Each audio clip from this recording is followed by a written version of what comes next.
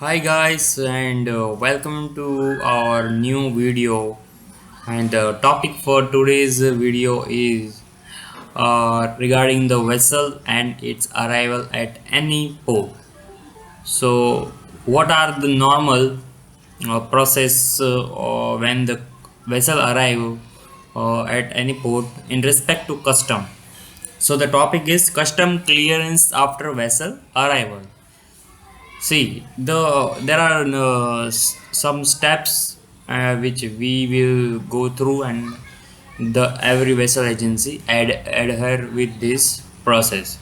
So, when the vessel is arrived, and prior to it, the filing of IGM and bill of entry is done by the import agents and the consignees with vessel carrier companies.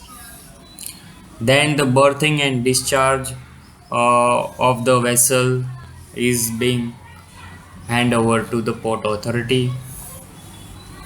So when it is done, the container arrives to the CFS or outside the port, and the custom assessment and inspection is done.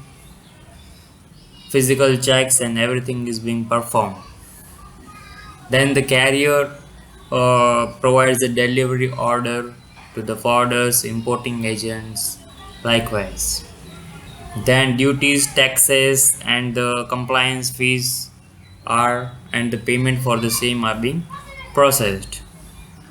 And then the get pass and the cargo movement is being done. So these are the normal six steps in which the custom clearance process after the vessel arrival is taken place.